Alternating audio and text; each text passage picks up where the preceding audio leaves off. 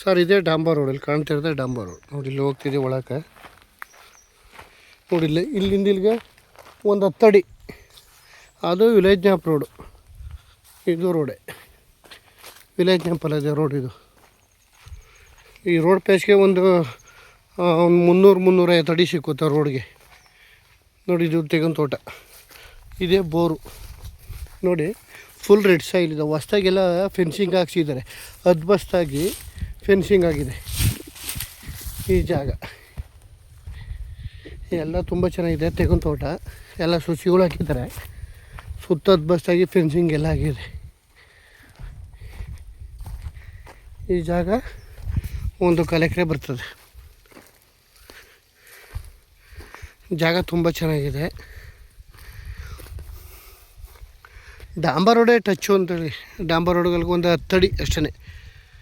ಡಾಂಬರ್ ರೋಡ್ಗೆ ಟಚ್ಚು ತೆಂಗಿನ ತೋಟ. ಇದು ಸೂಪರಾಗಿದೆ. ಮಣ್ಣು ಮಾತ್ರ ಮಳವಳ್ಳಿಯಿಂದ ಕರೆಕ್ಟಾಗಿ ಈ ಜಾಗಕ್ಕೆ ಒಂದು 20 ಕಿಲೋಮೀಟ್ರ್ ಆಗುತ್ತೆ. 18ರಿಂದ 20 ಕಿಲೋಮೀಟ್ರು. ಮೈಸೂರಿಂದ 25 ಕಿಲೋಮೀಟ್ರ್ ಆಗುತ್ತೆ. ಬೆಂಗಳೂರಿಂದ 120 ಕಿಲೋಮೀಟ್ರ್ ಆಗುತ್ತೆ ಈ ಜಾಗಕ್ಕೆ. ಮೈಸೂರು ಹೈವೇಯಿಂದ ಇಲ್ಲಿಗೆ ಒಂದು 4 ಕಿಲೋಮೀಟ್ರ್ ಆಗುತ್ತೆ ಹೈವೇಯಿಂದ. ಮೈಸೂರು ಹೈವೇಯಿಂದ 2.5 ಇಂಚ್ ನೀರಿದೆ. ಅದ್ಬಸ್ತಾಗಿ ಜನರಲ್ ಪ್ರಾಪರ್ಟಿ, ಸುತ್ತ ಫಿನಿಶಿಂಗ್ ಆಗಿದೆ.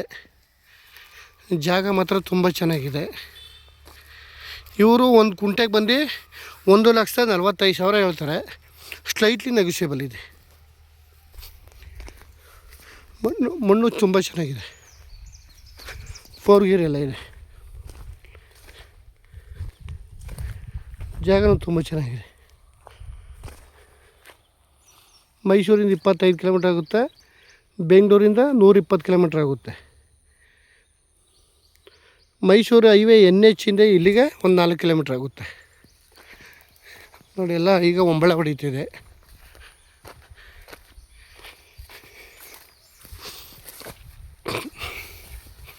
ನೋಡಿ ಇಲ್ಲಿ ಗೇಟ್ ಹಾಕಿ ಹೋಗ್ಬಿಟ್ಟಿದ್ದಾರೆ.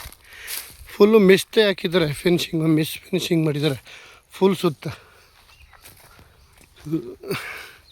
ನೋಡಲ್ಲಿ ಕಾಣ್ತಿದ್ದಿಲ್ಲ, ಡಾಂಬರ್ ರೋಡ್ ಇದೆ. ಒಟ್ಟಿನಲ್ಲಿ ಕಾರ್ನರ್ ಜಾಗ ಬರ್ತದೆ.